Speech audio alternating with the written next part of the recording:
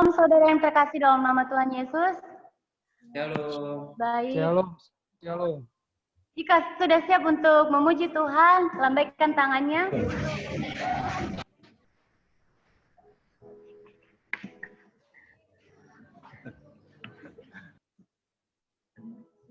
Oke teman-teman, sebelum kita mulai ibadah, saya harap semuanya volumenya, moodnya di-mute ya. Speakernya di-mute.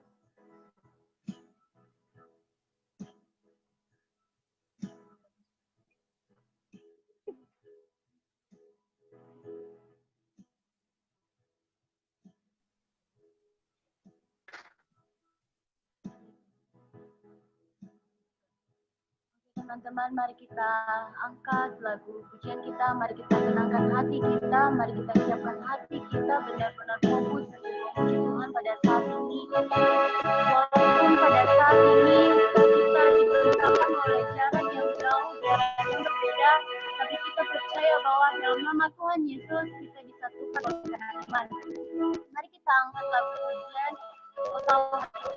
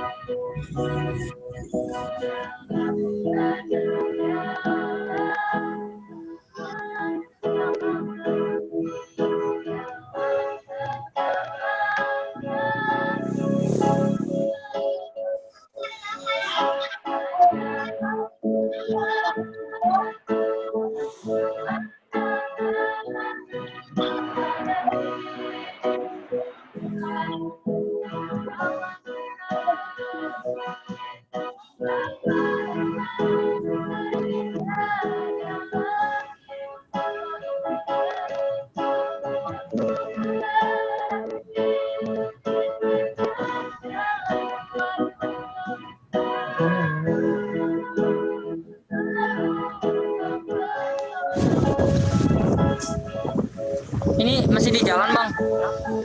Bentar. Maju aja, Bang. Maju aja. Masih di jalan.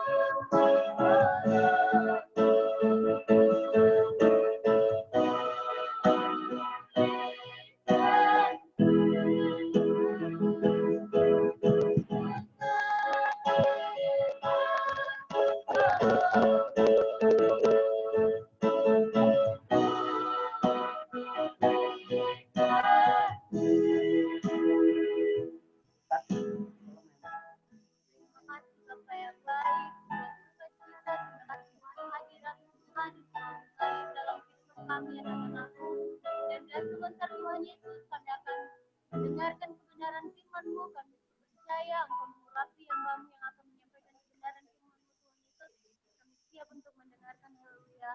Amin. Baik saudara, sebelum kita mendengarkan kebenaran firman Tuhan, mari kita angkat lagu pujian yang mengatakan, Tuhan Kau sempurna.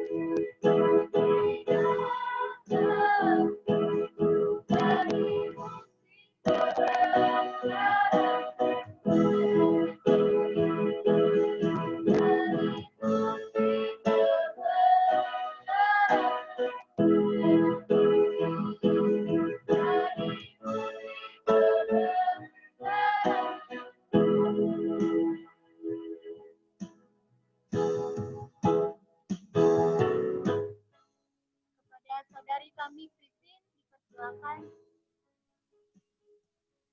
Baik, kita berdoa. Bapa dalam surga, kami bersyukur pada saat malam hari ini Engkau masih memberikan kami kesempatan untuk berkumpul, untuk bersama-sama dalam mendengarkan kebenaran firman-Mu. Tuhan Yesus yang baik, inilah kami pada saat malam hari ini. Engkau pakai hamba-Mu Tuhan yang menyampaikan firman-Mu. Biarlah firman-Mu yang tersampaikan pada saat malam hari ini dapat menjadi berkat yang kami pakai Tuhan, baik HP ataupun laptop, biarlah Tuhan yang memberkatinya, dan sehingga pakai Tuhan bisa stabil, sehingga ibadah pada saat malam hari ini dapat berjalan dengan lancar. Tuhan Yesus yang baik, kami siap diperbarui, kami siap mendengarkan kebenaran sabda firman-Mu pada saat malam hari ini. Dalam nama Tuhan Yesus, kami berdoa dan ucap syukur. Sama-sama katakan, amin. Salam saudara, selamat malam. Shalom, shalom. Shalom semua. Baik, Shalom malam. saya terdengar ya. Yap, semoga saja jaringan suara saya terdengar ya buat saudara-saudara semua. Baik, saudara-saudari yang terkasih dalam nama Tuhan Yesus, kita bersyukur pada saat malam hari ini, kita masih diberikan kesempatan untuk Tuhan, untuk bergabung, untuk beribadah bersama-sama di tempat ini. Jadi, saudara-saudari yang terkasih dalam nama Tuhan Yesus Kristus, terlebih dahulu terima kasih kepada para pengurus yang telah memberikan kepercayaan kepada saya pada saat malam hari ini untuk membagikan kebenaran firman Tuhan. Jadi Bapak Ibu yang saudara-saudari yang terkasih dalam nama Tuhan Yesus Kristus, pada saat malam hari ini sebelum saya menyampaikan kebenaran firman Tuhan untuk kita, mari saya perkenalkan diri dulu. Nama saya Kristiani Lauli. Saya dari SST Bina Muda Wirawan Tangerang dan saya masih semester 3. Jadi saudara-saudari yang terkasih dalam nama Tuhan Yesus Kristus, jika nanti ada yang mau lagi lebih kenal lagi nanti secara pribadi ya. Saudara-saudari yang terkasih dalam nama Tuhan Yesus Kristus, pada saat malam hari ini kita langsung saja untuk membacakan kebenaran firman Tuhan. Saya minta kita membuka Alkitab kita dari kitab 1 Samuel pasal 16 ayat 11.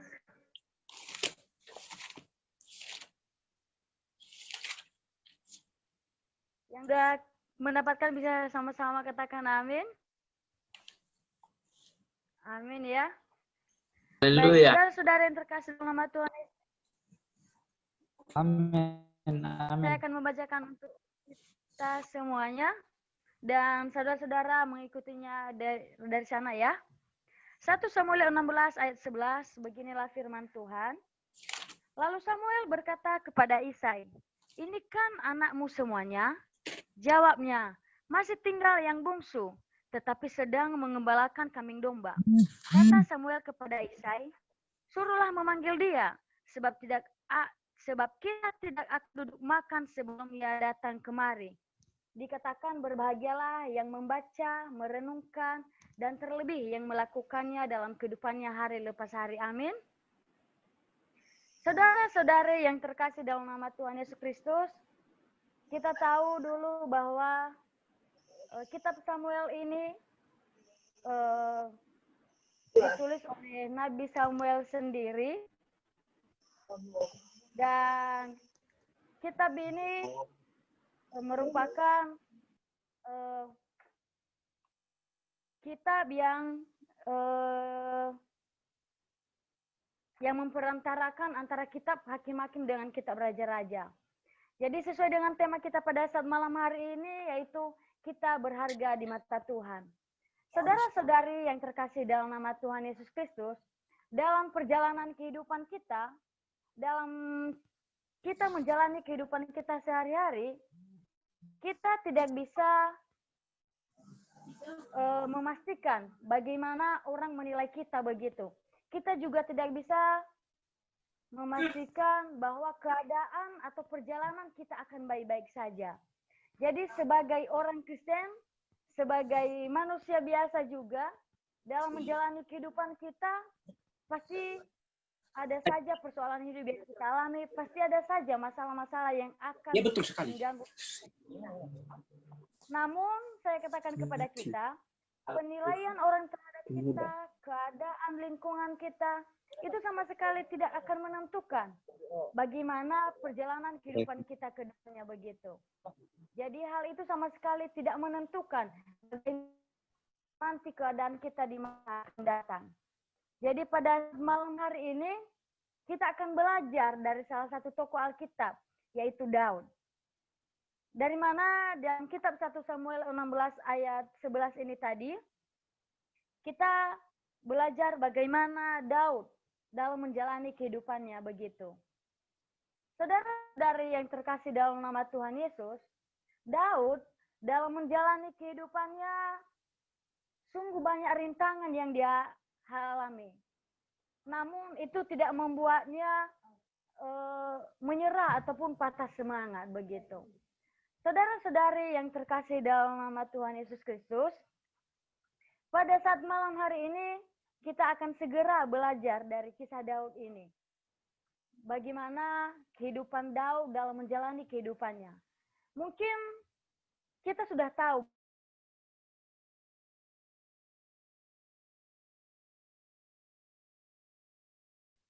bahwa Daud ini orangnya kecil dan sungguhlah tidak masuk akal dalam pemikiran kita kalau memang Tuhan bisa memakainya secara luar biasa begitu. Namun tidak ada yang bisa mengetahui rencana begitu, saudara-saudari. Jadi pada saat malam hari ini kita akan belajar dari kitab 1 Samuel 16 ini, di mana Daud ini, saudara-saudari, kita tahu dari bacaan tadi, di mana kita akan ketika Allah memakai Samuel untuk mencari pengganti, untuk memilih raja yang menjadi raja untuk pemimpin bangsa Israel pada saat itu, dia memakai Samuel ini untuk dan mengarahkannya ke rumah Isai. Namun ketika Samuel ke rumah Isai, ketika dia memanggil anak-anak Isai, dan ternyata anak-anak yang lain akan disuruh menghadap Samuel. Tetapi satu orang yang tidak terpanggil, yaitu Daud. Jadi saudara-saudari, dalam hal ini Daud tidak termasuk dalam hitungan keluarganya. Daud tidak diposisikan seperti saudara-saudaranya yang lain. Saudara-saudari yang terkasih dalam nama Tuhan Yesus, namun dalam keadaan yang dialami Daud, dia tidak pernah berkecil hati begitu. Sekalipun dia tidak termasuk dalam hitungan keluarganya, sekalipun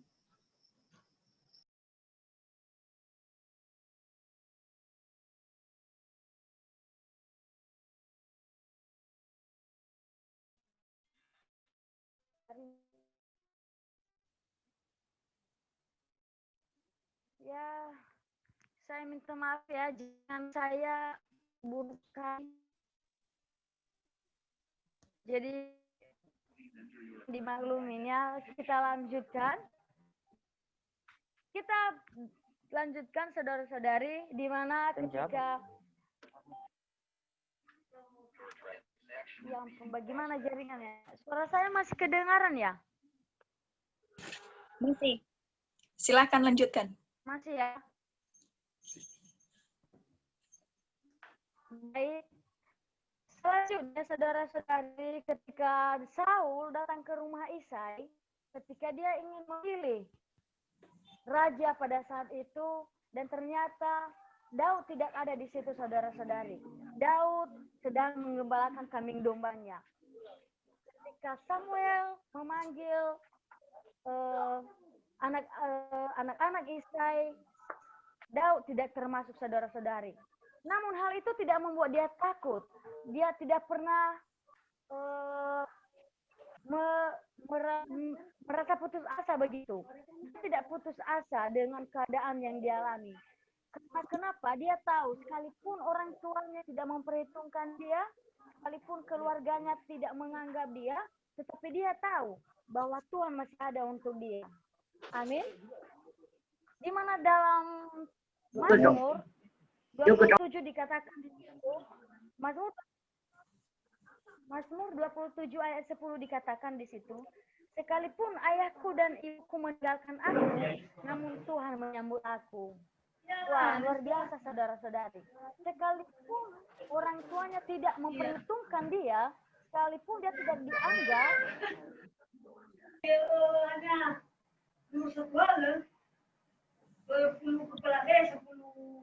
tetap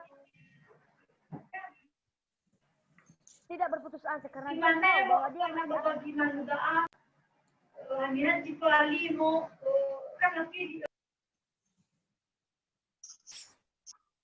ya. Baik, saudara, dikasih dalam Tuhan Yesus, sekalipun Daud tidak diperhitungkan dalam keluarga, namun dia percaya bahwa dia masih punya Tuhan. Di mana dalam Mazmur 27 ayat 10 dikatakan di sana, sekalipun ayahku dan ibuku meninggalkan aku, namun Tuhan menyambut aku. Jadi saudara-saudari, sekalipun orang tua tidak pernah memperhitungkan dia, namun dia tetap percaya bahwa ada Allah yang menyambut dia, bahwa ada Tuhan yang masih memerlukan dia, menyambut dia. Jadi dengan keadaan yang dia alami, dia tidak pernah merasa putus asa begitu. Selanjutnya saudara-saudari, Daud ini ketika orang Filistin datang menyerang bangsa Israel pada saat itu, Daud ini menawarkan diri begitu. Dia menawarkan diri kepada Saul. Dia menawarkan diri untuk memberi pertolongan begitu. Namun kita tahu Daud tidak dianggap oleh rajanya sendiri. Dia malah diremehkan oleh rajanya sendiri. Nah, kita dapat melihat dalam ayat dalam 1 Samuel 17 di pasal yang ke-32 dikatakan di situ, berkatalah Daud kepada Saul, janganlah seorang menjadi tawar hati karena dia hambamu ini akan pergi melawan orang Filistin. Apa kata Saul, saudara-saudara? Kata Saul, tidak mungkin engkau dapat menghadapi orang Filistin itu untuk melawan dia, sebab engkau masih muda. Sejak dari masa telah menjadi prajurit. Jadi saudara-saudari, Daud diremehkan oleh rajanya begitu. Sekalipun sudah dia menawarkan diri, tetapi dia tidak dianggap, dia diremehkan oleh rajanya. Apa kata rajanya? Engkau masih muda begitu. Engkau tidak bisa melawan mereka. Apalah kamu, engkau masih muda. Sedangkan orang Filistin itu telah belajar menjadi prajurit sejak dulunya. Jadi apalah kamu yang masih muda begitu. Jadi saudara-saudari, pertama, Daud tidak diperhitungkan dalam keluarganya. Kedua tadi, Daud itu diremehkan oleh rajanya yang sendiri. Yang ketiga, saudara-saudari, Daud dihina oleh musuhnya sendiri.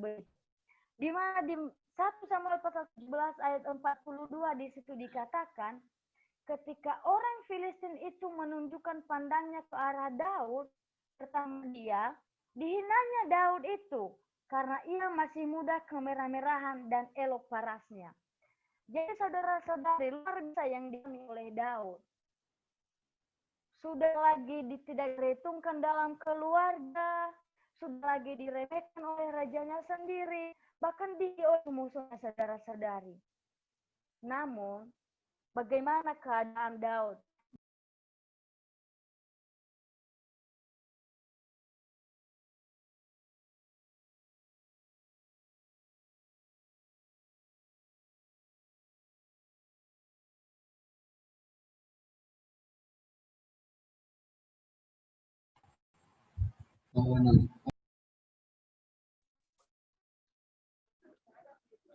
Yusuf atau punya siapa? Kenapa nggak kau tarik lagi kalau begitu? Besok ada lagi dia. Jadi aku cuma bikin dia.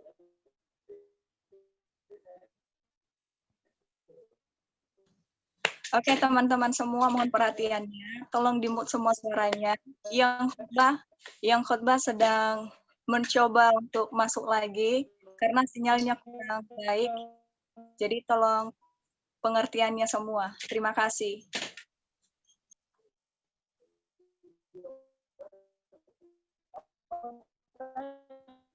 pengalaman yang sama Ilham bertiga itu bagi gue juga kan. Dari situ awalnya takut. Entah gue takutnya apa. Pokoknya harus bagi dua, gak mau sama ini dia. Harus bagi dua. Kata jadi harus. Ya udah gue nggak drama.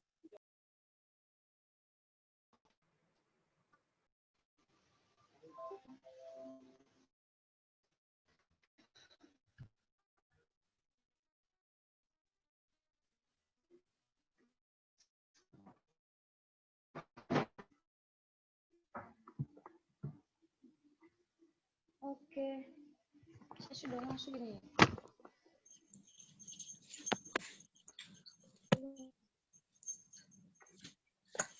Lanjut yang berkhotbah. Oh ya, saya minta maaf ya Kak, jaringan ini kurang mendukung.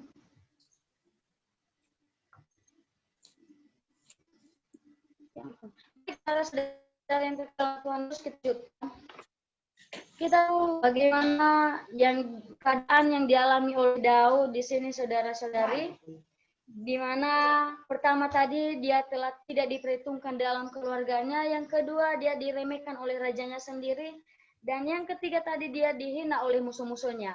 Namun apakah hal yang telah dialaminya itu membuat dia patah semangat begitu? Jadi saudara-saudari yang terkasih dalam nama Tuhan Yesus, Daud dengan apa yang dia alami, dengan keadaan yang dia alami, dengan orang memperlakukan dia dengan tidak adil, dia tidak pernah menyerah. Dia tidak pernah berputus asa begitu. Dia tidak menyalahkan juga orang tuanya. Dia juga tidak mengalahkan orang di sekitarnya begitu. Karena dia tahu segala sesuatu yang dialaminya itu semuanya karena kehendak Tuhan dan seizin Tuhan. Saudara-saudari yang terkasih dalam nama Tuhan Yesus, dengan apa yang telah dialami oleh Saul, dengan apa oleh Daud, dia tidak pernah berputus asa, malah dia semakin memuji Tuhan dalam kehidupannya. Dia tetap memuji Tuhan dalam kehidupannya. Dia tidak pernah menyesal kenapa dia lahir dalam keluarga Isai begitu. Tetapi dia tetap bersyukur kepada Tuhan, di mana dia menaikkan ucapan syukurnya melalui Mazmur 144 ayat 1. Di situ dikatakan, terpujilah Tuhan gunung batuku yang mengajar tanganku untuk bertempur dan jari-jariku untuk berperang. Jadi saudara-saudari yang terkasih dalam nama Tuhan Yesus, dengan apa yang dia alami, dengan apa yang dengan cara orang memperlakukan dia tidak pernah berputus asa. Yang ada malah dia terus memuji Tuhan begitu. Dia memuliakan Tuhan. Dia memuji Tuhan dalam kehidupannya begitu. Jadi saudara-saudara yang terkasih dalam nama Tuhan Yesus, cara berpikir Daud tidak dengan pemikiran manusia. Dia tidak pernah menyamakan pemikirannya terhadap bagaimana orang memperlakukan dia begitu. Bagaimana orang memperlakukan dia tidak peduli. Dia tidak menghiraukan bagaimana penilaian orang terhadap dia. Karena kenapa? Dia tetap bergantung kepada Tuhan. Di mana di 1 Korintus 2 ayat 5 kita baca di situ. 1 Korintus 2 ayat 5 di situ di sana dikatakan, supaya iman kamu jangan bergantung pada hikmat manusia, tetapi pada kekuatan Allah. Jadi saudara-saudari, pada keadaan yang dialami Daud, dia tidak pernah bergantung tentang apa penilaian orang kepada dia. Karena dia tetap bergantung kepada hikmat Allah begitu. Dia tetap mengandalkan Tuhan dalam kehidupannya. Dia tidak pernah mengatakan bahwa yang dia alami itu karena orang tuanya, karena Tuhan begitu. Jadi apapun yang dia alami, dia tidak pernah menyalahkan keadaan begitu. Jadi saudara-saudari yang terkasih dalam nama Yesus, apa yang perlu kita pelajari di Daud ini? Apa yang perlu kita contohi dari kehidupan Daud? Yang pertama saudara-saudari, Daud ini memuji Tuhan dalam setiap keadaannya. Dalam keadaan apapun, dia tetap memuji Tuhan. Dia tidak pernah memandang ini suasananya lagi diejek, suasananya lagi dihina. Dia tidak peduli dengan hal itu. Yang ada, dia malah memuji Tuhan begitu. Dia memuji Tuhan di setiap keadaan yang dia alami. Dia tetap memuji Tuhan begitu. Jadi saudara-saudari, ketika orang Filistin pada saat itu mendengar bahwa Daud ini telah diangkat menjadi raja, maka timbullah dalam hati mereka untuk menyerang bangsa Israel pada itu. Namun ketika orang Filistin datang untuk menyerang Daud, dia tidak pernah patah semangat. Dia tidak merasa takut dan gentar. Karena kebanyakan kalau kita di zaman sekarang ketika ada masalah, kita menghindar dari masalah itu. Kita menghindar dari masalah. Tetapi berbeda dengan Daud, saudara-saudari. Ketika masalah datang, dia bukan lari. Dia tidak lari dari keadaan itu. Yang ada dia malah berani, dia malah menunjukkan bahwa dia bisa. Karena kenapa dia tahu bahwa dia punya Allah begitu. Dia punya Allah yang mampu memberi dia kekuatan dalam menghadapi musuh-musuhnya. Jadi, saudara-saudari yang terkasih dalam nama Tuhan Yesus, Daud pun terus bergumul kepada Tuhan. Dia tidak pernah mengatakan bahwa ketika bangsa Filistin datang menyerang dia, dia akan mundur begitu atau dia menyerah begitu. Tetapi yang dia lakukan yaitu dia bertanya kepada Tuhan.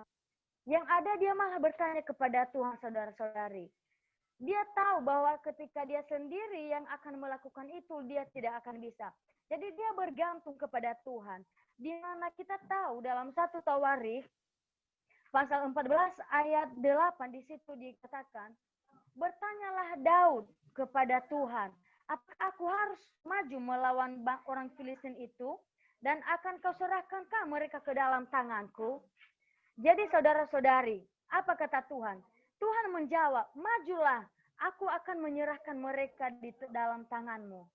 Jadi luar biasa saudara-saudari. Daud bergantung kepada Tuhan. Ketika dia bertanya kepada Tuhan, maka Tuhan menjawabnya, majulah, saya akan menyerahkan bangsa itu kepadamu. Jadi Daud tidak melakukannya dengan sendirinya. Dia tidak melakukannya dengan kekuatannya sendiri begitu. Dia kembali bertanya kepada Tuhan, saudara-saudari. Sama juga dalam kehidupan kita. Dalam menjalani kehidupan kita, mungkin akan ada badai kehidupan. Akan ada yang akan mengganggu pemikiran kita. Baik itu dalam pekerjaan kita, dalam pelayanan kita. Akan di setiap perjalanan kita setiap harinya. Pasti ada saja hal-hal yang membuat kita rapuh begitu, yang membuat kita merasa minder begitu. Tetapi Daud menjadi contoh bagi kita. Dia tidak minder dengan apa yang dia hadapi. Dia malah bertanya kepada Tuhan. Ketika kita menghadapi masalah, kebanyakan kita cari orang lain begitu. Kita sharing kepada orang lain, kita bertanya mencari solusi kepada orang lain. Tetapi Daud menjadi contoh kepada kita pada saat malam hari ini. Daud tidak bertanya kepada orang-orang lain begitu. Yang ada bertanya kepada Tuhan. Dia menanyakan kepada Tuhan, Tuhan apakah aku maju begitu? Apakah aku harus maju? Jadi dia bergantung kepada Tuhan sepenuhnya. Jadi ketika Tuhan telah memberikan respon kepadanya bahwa dia akan memberikan dan menyerahkan itu kepadanya, maka dia maju. Demikian dalam kehidupan kita. Di saat kita mengalami badai kehidupan, belum tentu orang di sekeliling kita, bahkan keluarga kita, belum tentu mereka mampu memberikan respon yang positif. Jadi, Daud telah menjadi teladan bagi kita.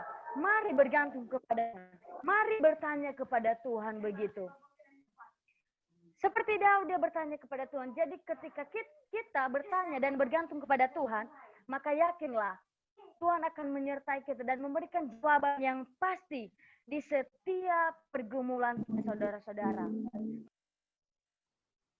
Saudara-saudari yang terkasih dalam nama Tuhan Yesus Kristus, di segala hal-hal yang diperoleh oleh Daud, di mana dia memperoleh kemenangan, dia memperoleh jabatan, dia tidak pernah mengatakan bahwa itu karena kekuatan saya, itu bukan karena hebatnya saya begitu.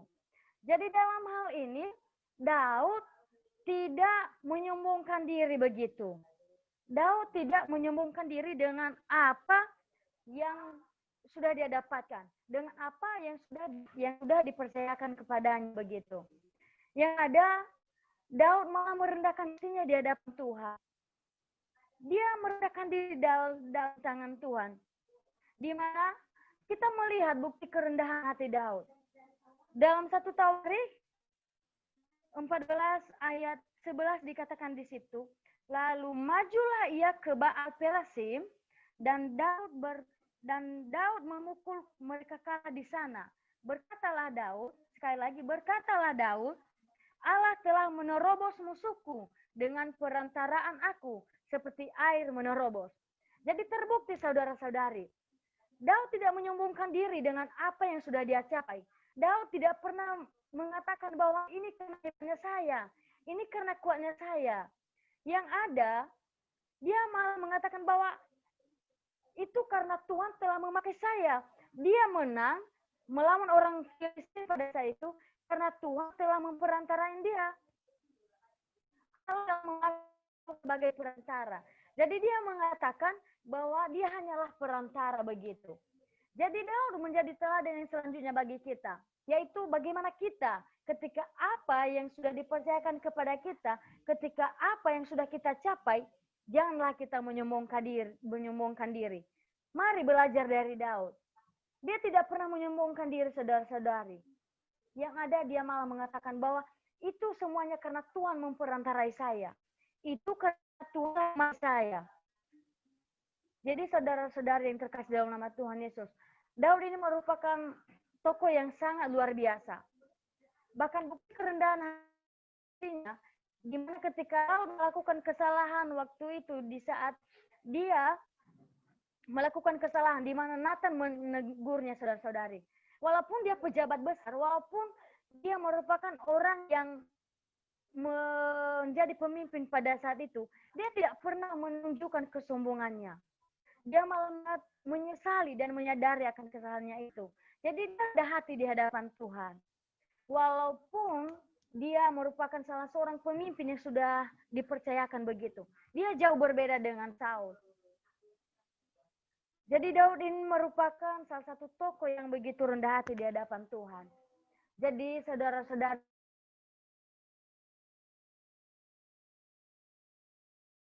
yang mungkin mustahil bagi kita begitu.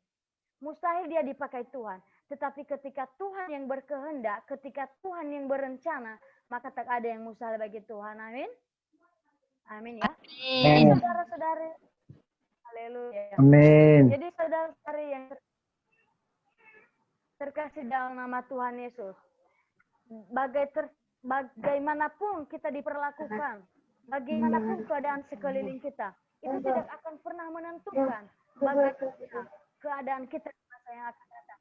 Asalkan kita meneladani sikap-sikap yang telah diajarkan Daud kepada kita, bagaimana dia tetap memuji Tuhan dalam setiap keadaannya, bagaimana dia tetap mengandalkan Tuhan dan melibatkan Tuhan di setiap perencanaannya, dan bagaimana dia merendahkan dirinya di hadapan Tuhan. Dia tidak pernah menyombongkan diri begitu. Dia tidak pernah merasa sombong dengan apa yang dipercayakan kepada dia. Jadi mari kita belajar bersama-sama dari Daud. Dia telah menjadi contoh bagi kita. Jadi hendaklah kita menjadi mengikuti teladannya Daud. Saudara-saudari yang terkasih dalam nama Tuhan Yesus Kristus, pada saat malam hari ini sebagai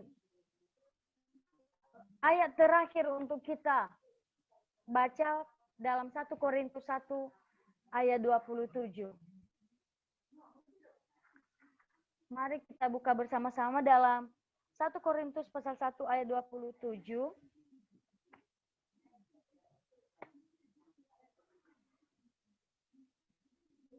1 Korintus 1 ayat 27. Saya akan bacakan kepada kita semuanya. Tetapi apa yang bodoh bagi dunia, dipilih Allah untuk memalukan orang-orang yang berhikmat. Dan apa yang lemah bagi dunia, dipilih Allah untuk memalukan apa yang kuat.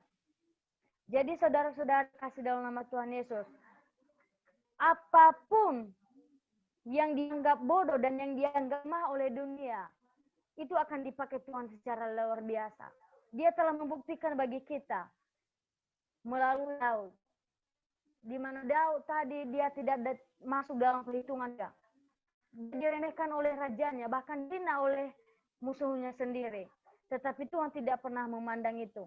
Tuhan hanya memandang Daud. Tuhan hanya memandang Daud yang siap untuk Tuhan. Jadi ketika Tuhan yang berkehendak, maka tak ada yang mustahil. Jadi saudara-saudara, mungkin keadaan kita saat ini, mungkin berada dalam keterpurukan. Mungkin lain orang cerita entah bagaimana, mungkin keadaan lingkungan cerita bagaimana, yang buat kita minder begitu. Tetapi Tuhan mengatakan janganlah minder. Karena kita tahu bahwa rencana Tuhan kepada kita adalah rencana kesejahteraan. Rencana damai sejahtera. Jadi saudara-saudara yang terkasih dalam nama Tuhan Yesus, pada saat malam hari ini Daud menjadi contoh bagi kita. Dan mari mengikuti teladannya Daud agar kita dapat dipakai Tuhan luar biasa. Karena kita tidak tahu bagaimana Tuhan rencanakan hal-hal yang indah dalam kehidupan kita. Tuhan tadi pada kita bahwa apa yang buruk bagi dunia akan dipakainya untuk memalukan orang yang berhikmat. Dan apa yang lemah bagi dunia dipilih Allah untuk memalukan apa yang kuat. Jadi tidak perlu kita khawatir lagi. Tidak perlu kita lemah begitu. Tuhan akan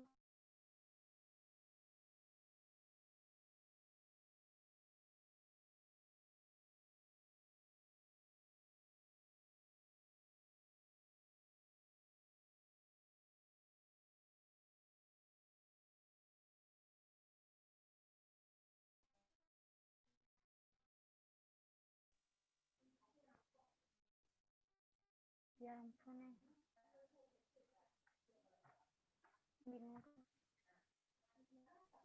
Haleluya. Ya ampun. Saya minta maaf sekali ya.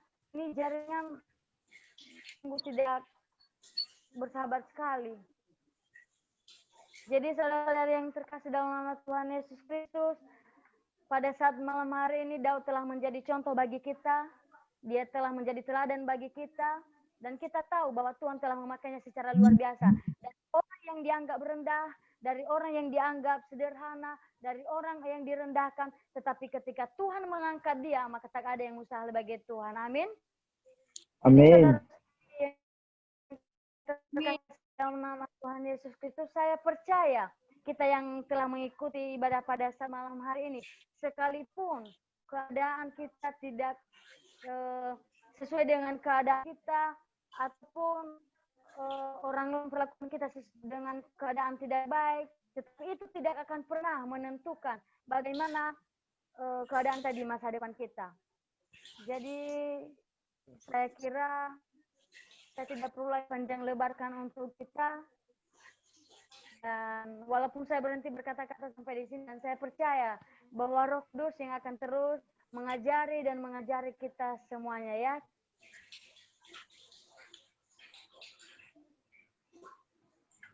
Baik, untuk itu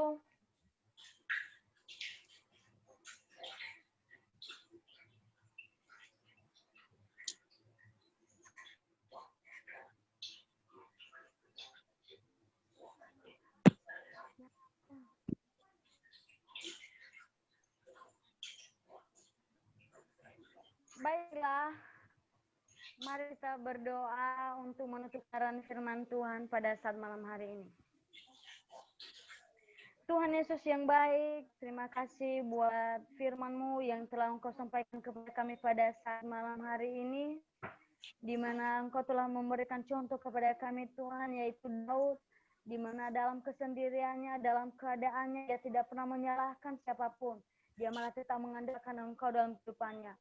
Ajarlah kami Tuhan untuk mengikuti teladannya Daud, agar kami tetap berserah kepada Tuhan, melibatkan Tuhan di setiap rencana kami, melibatkan Tuhan di setiap apa yang kami lakukan, dan tidak menyombongkan diri dengan apa yang Tuhan telah percayakan kepada kami. Terima kasih buat waktu yang Kau berikan kepada kami pada saat malam hari ini Tuhan, sekalipun jaringannya agak lelet, tapi kami percaya itu semuanya karena penyertaan Tuhan dalam kehidupan kami.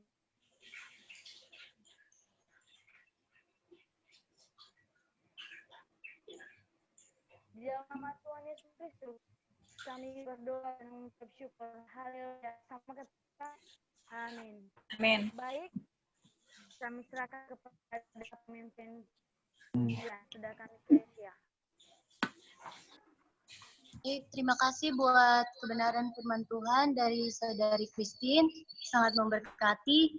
Dan langsung saja teman-teman kita masuk ke dalam ruang diskusi, dan sebelum itu nanti dalam ruang diskusi ini kalau ada dari teman-teman yang mau bertanya, tolong jangan jauh dari tema, tolong jangan jauh dari kebenaran firman Tuhan yang telah disampaikan oleh hambanya. Dan satu lagi, firman Tuhan juga bukan untuk kita perdebatkan. Jadi saya harap kerjasamanya dari teman-teman semua, dan kameranya tolong diaktifkan, dan semua speakernya tolong di-mute. Oke. Jika ada saudara yang mau bertanya atau mau menambah, dipersilakan.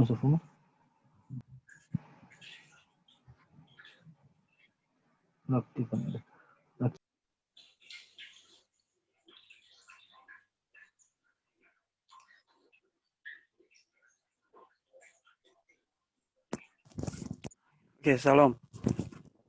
Shalom. Terima kasih buat hambanya yang telah menyampaikan firman Tuhan cukup indah, cukup menarik. Tapi ada sedikit tambahan dari sini. Dari doa pertama sampai doa terakhir mungkin enggak valid ya. Kalau ikut data enggak termakan, maksudnya enggak valid gitu ya. Doa pertama mendoakan kita harus berharga di mata Tuhan. Doa terakhir kita mengikuti teladan ya kan. Jadi artinya enggak valid ya kan. Berharga dengan teladan ya mungkin enggak valid. Oke, jadi itu hanya sedikit masukan aja. Mungkin masih dikoreksi lagi ya. Karena kita masih belajar. Oke, sekarang saya mau nambahkan sedikit. Sebenarnya dalam tema ini cukup menarik. Kita berharga di mata Tuhan. Ingat konteks yang kita baca tadi itu 1 Samuel pasal 16 ayat 11. Sebenarnya konteksnya itu ada dalam ayat sendiri, ada dalam pasalnya sendiri. Ya.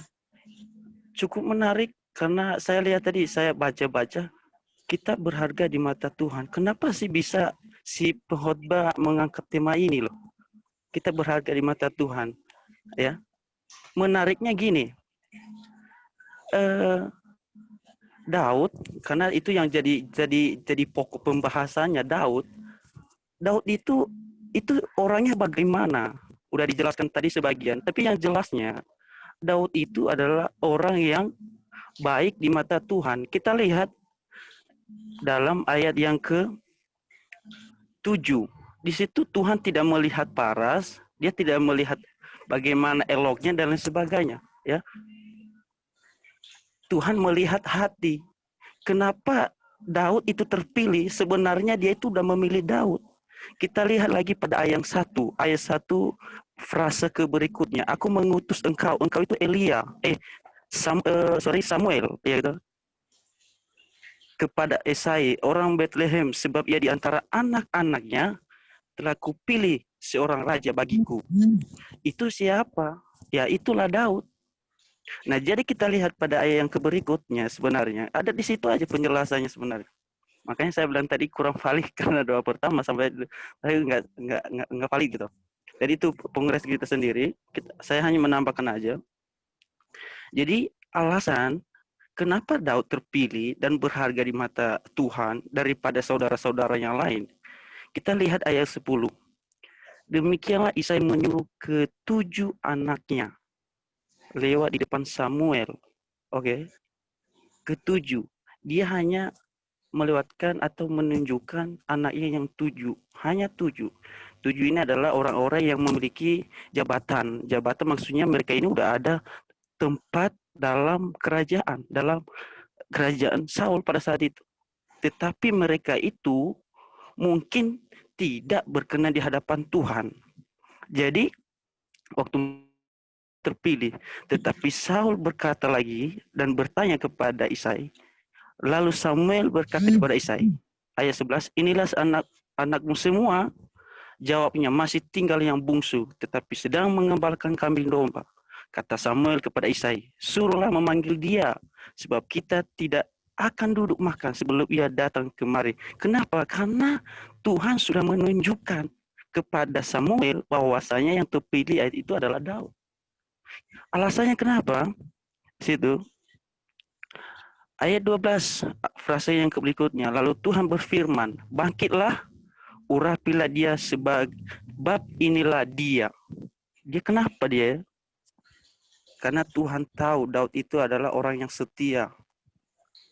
Dari profesinya aja adalah gembala. Kalau kita tahu gembala adalah orang yang rendah hati, pemberani, tulus, setia melayani. Makanya Allah itu memilih dan berharga di mata Tuhan daripada abang-abangnya tadi, saudara-saudaranya yang 7. Saudara, kita ingat baik di situ. Ayat 12 13 berkata, Samuel memanggil tabur tanduk yang berisi minyak itu dan mengurapi Daud di tengah-tengah saudara-saudaranya. Sejak hari itu dan seterusnya berkuasalah roh Tuhan atas Daud. Lalu berangkatlah Samuel menuju Ramah. Mulai dari situ Daud diurapi dan dikuasai oleh roh Allah. Nah, itu alasan-alasannya kenapa. Makanya tema tadi saya lucu. Kok temanya gitu? Kok pembahasannya gitu ya? Tapi itu mungkin beda versi gitu ya. Tapi mohon ini hanya tambahan aja. Kenapa kita berharga di hadapan Tuhan, terutama hati kita, ya. Hati kita yang perlu. Ingat tadi ayat yang ke-7, frase yang paling terakhir.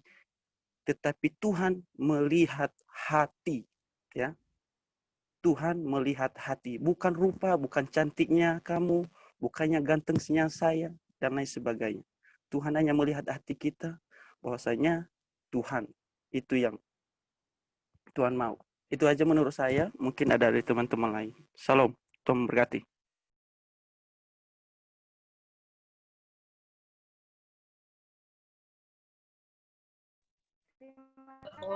Oke, ada lagi teman-teman? Oke. Saya bisa kasih saran sedikit ya. Ya.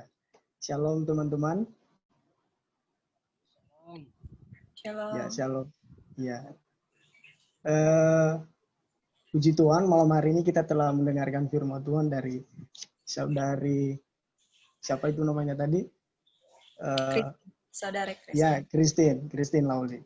Terima kasih buat renungannya. Luar biasa, temanya itu kita berharga di mata Tuhan. Jadi sesuai dengan temamu ya, kamu dan kita semua ya harus berharga di mata Tuhan. Jangan jadi hamba Tuhan yang tidak berharga, yang tidak mengikuti kemauan Tuhan. Oke, saya hanya sanggah saja satu dari saudara Adrianus tadi. Ya, temanya kan tadi mengatakan kita berharga di mata Tuhan. Lalu kok doanya gitu, itu tadi doanya tadi apa itu? Teladan, berharga. Ya, teladan. Ya, kalau menurut saya berharga sama teladan itu nggak ada bedanya kok. Tadi tema itu kan temanya, tapi kalau itu kan terakhir kan doanya. Jadi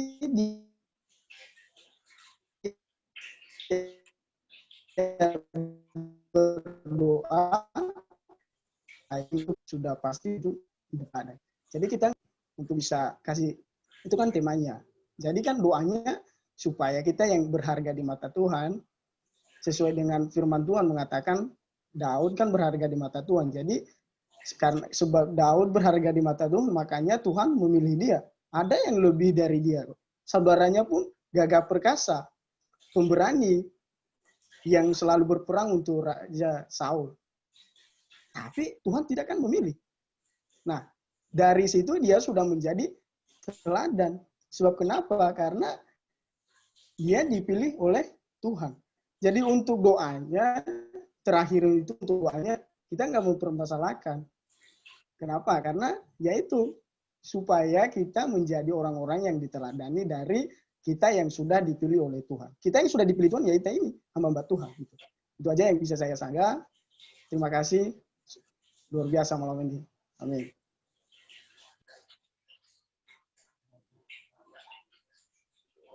Terima kasih, Kak. Baik, terima kasih memberikan sebuah tanggapan.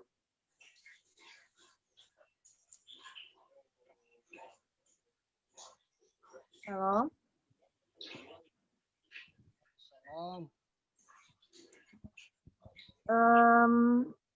Tadi saya mau kasih sebuah tanggapan dari pendapat yang pertama tadi saudara Adrianus ya, atau apa? Saya kurang familiar.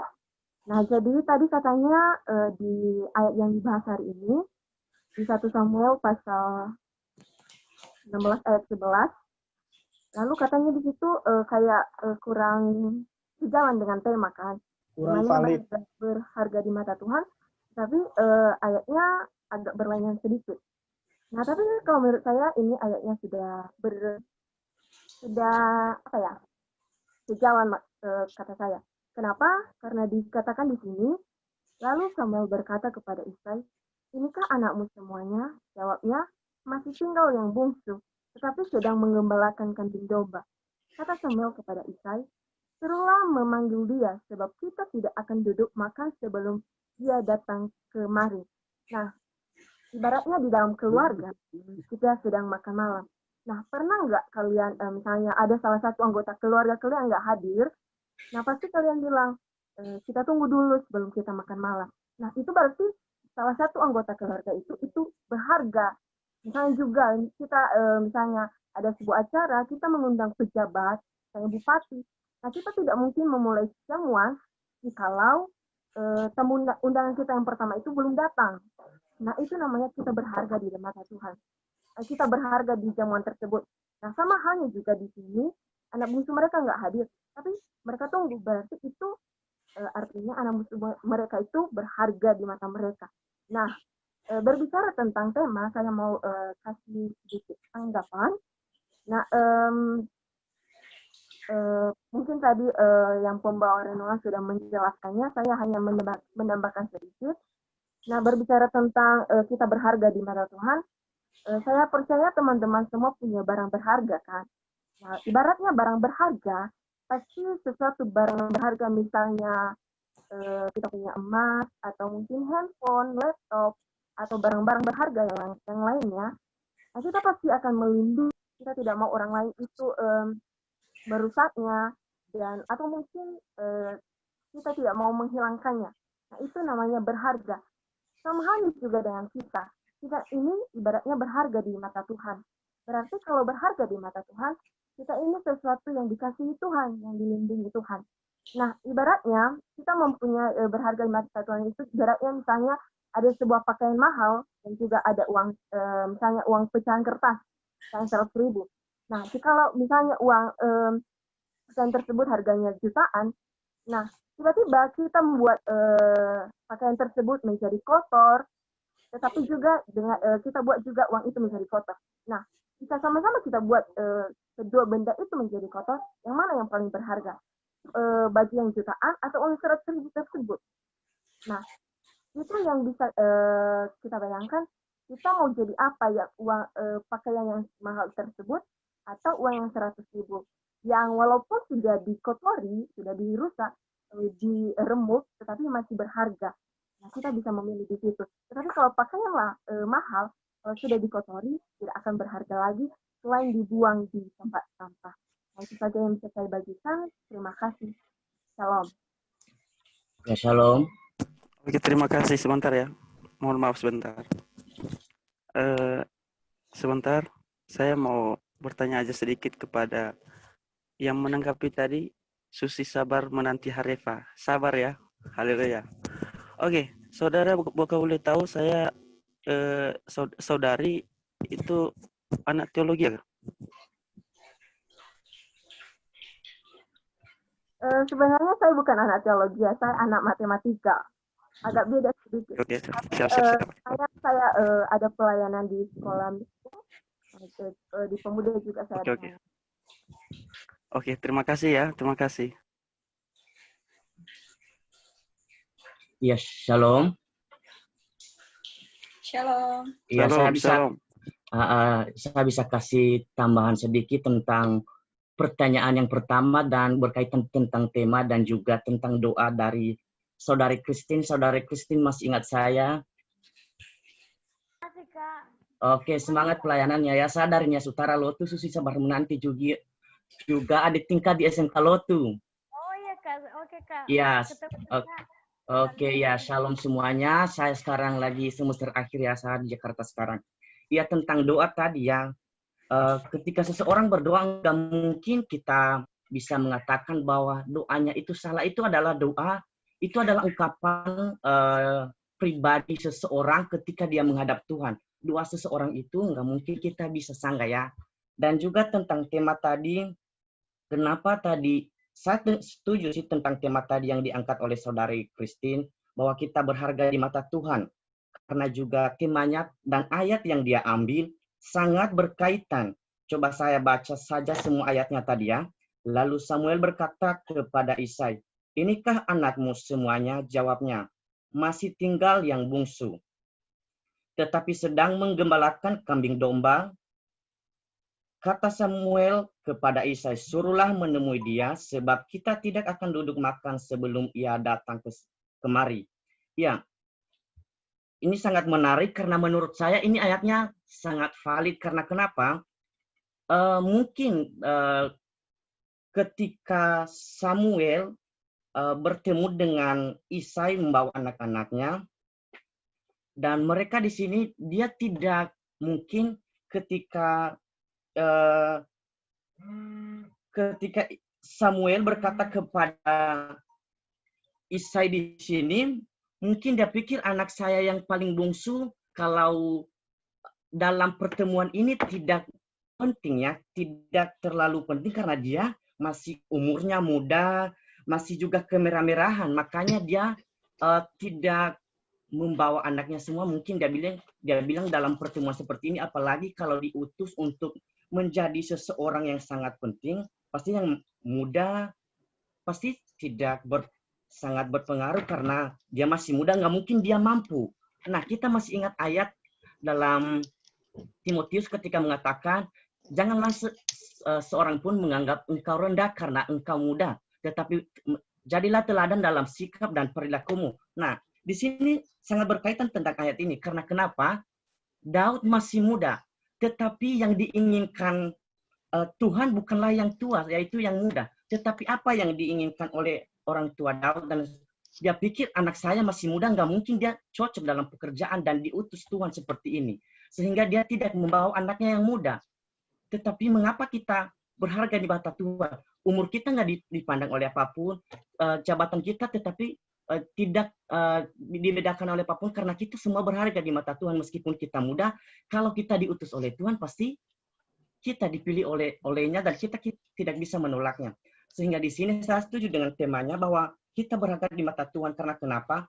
Meskipun Daud muda, tetapi dia dipilih oleh Tuhan. Meskipun ada saudara-saudaranya yang mempunyai badannya kekar, yang mempunyai kepintaran lebih daripada dia, tetapi apa yang dilihat Tuhan? Yaitu orang yang setia kepadanya. Orang yang sungguh-sungguh mengikut dia. Meskipun dia masih muda, tetapi dia belajar dari kesetiaannya menggembalakan kambing domba. Sehingga di sini yang dikehendaki Tuhan bukan badan kita yang kekar, bukan umur kita yang tua, tetapi kesetiaan kita dan juga apa yang diinginkan hati kita. Sehingga di sini saya sangat setuju bahwa tema kita berharga daripada Tuhan. Kita belajar dari Daud bahwa umur tidak memandang, bahwa kalau kita diutus oleh Tuhan, kalau kita dipilih oleh Tuhan, umur tidak bisa membatasi apapun. Itu saja, terima kasih, Tuhan memberkati. Terima kasih, Kak. Iya, sama-sama.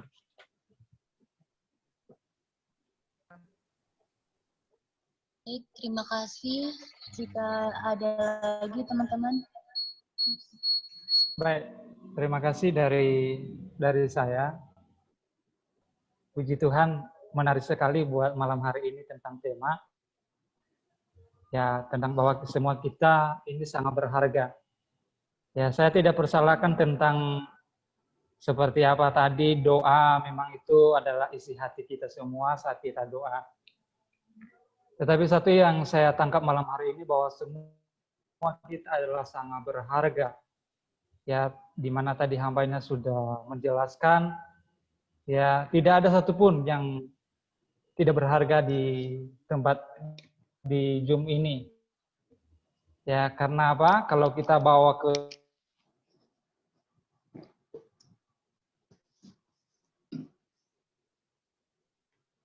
zaman sekarang, dari Daud dengan zaman sekarang, bahwa itu besar Tuhan Yesus sendiri. Memang kita adalah sangat berharga. Nah, saya kembali kepada pembahasan kita malam hari, ditutup dengan doa bahwa agar kita menjadi teladan. Itu betul.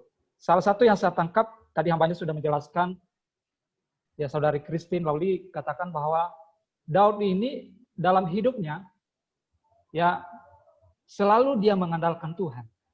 Baik dalam untuk menggembalakan domba, karena Daud itu tidak pertama kali berperang melawan musuh itu, bukan hanya Goliat, tetapi dia itu mulai dari apa? Binatang buas. Waktu dia menggembalakan. Kalau kita melihat di situ nanti perjalanan hidupnya sebelum dia melawan Goliat, bahwa dia berkomentar kepada Raja Saul, ya karena Saul itu katakan kepada dia bahwa tidak mungkin kamu bisa melawan Goliat yang begitu besar karena dia dari kecil sudah terbiasa dalam berperang. Tetapi Daud berkata bahwa kalau kita melihat ayat dikatakan pasalnya ke-17 ayatnya ke-34 dikatakan, tetapi Daud berkata kepada Saul, hambamu ini biasa mengembalakan kambing domba ayahnya. Apabila datang singa atau beruang yang menerkam seekor domba dari kawanannya, maka aku mengejarnya dan lain sebagainya. Artinya dia sudah terlatih.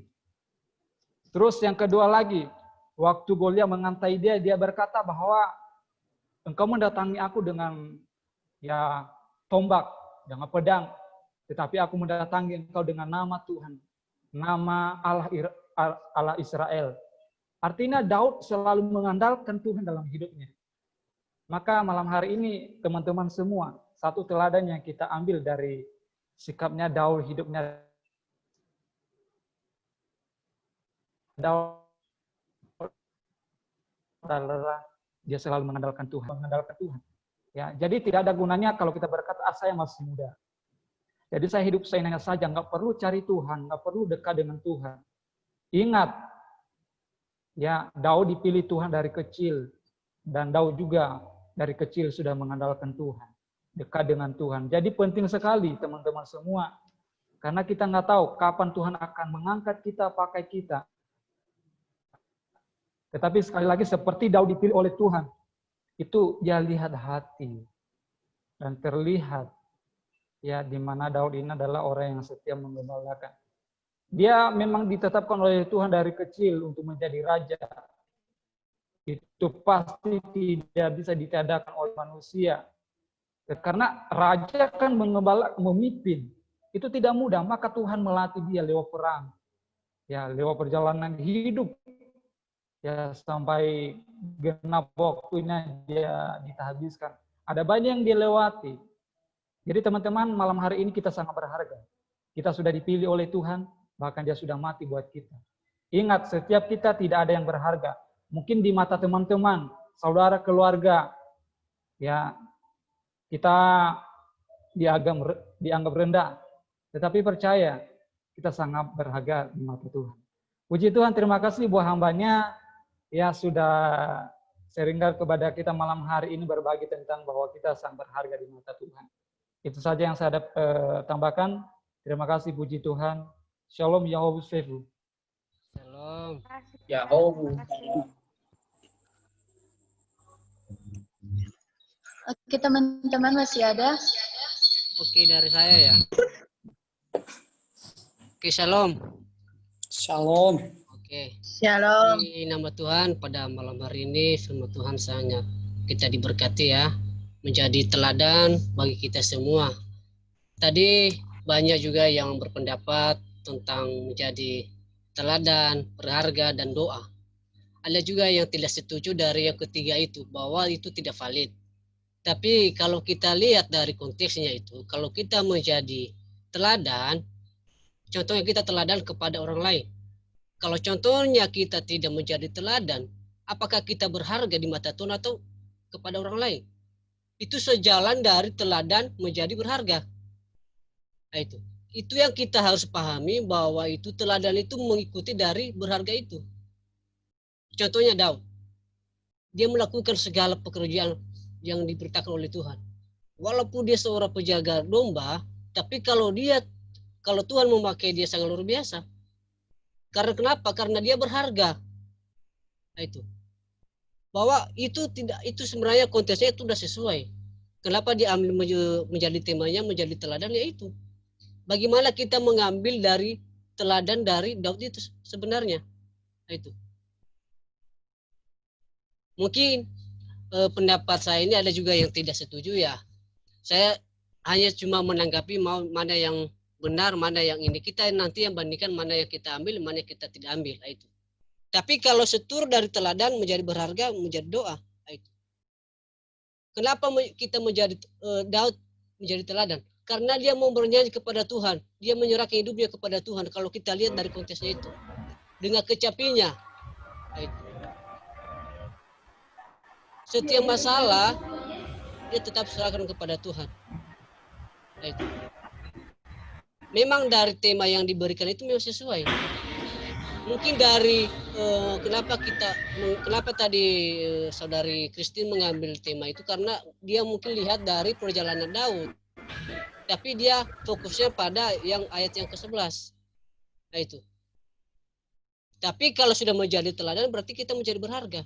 Nggak mungkin kita tidak menjadi teladan, kita juga nggak berharga. Nggak mungkin. Itu nanti kontradiksi, itu bertentangan. Nah, itu. Menjadi teladan berharga, tapi kalau kita sudah menjadi teladan berharga, berarti apa yang kita naikkan kepada Tuhan, ya kita serahkan kepada dia, kepada Tuhan. Nah, itu. Tapi kalau kita lihat, kalau kita mengenai tema ini kan bagaimana kita merenungkan suatu firman Tuhan itu. Nah, itu. Karena ada kan jenis-jenis khotbah itu. Itu yang kita pahami. Walaupun dia mengambil ayat ini, tapi kan sesuai supaya mendukung dari firman Tuhan yang disampaikan pada hari ini. Nah, itu. Kalau contoh dia cuma mengambil satu ayat, berarti dia punya ayat yang lain untuk mendukung dari kebenaran firman Tuhan itu. Yang penting, marilah kita renungkan firman Tuhan pada malam hari ini. Kita harus menjadi teladan seperti Daud, dan juga berharga di mata Tuhan dan juga kepada manusia, dan semua itu hanya untuk kemuliaan nama Tuhan. Terima kasih. Shalom.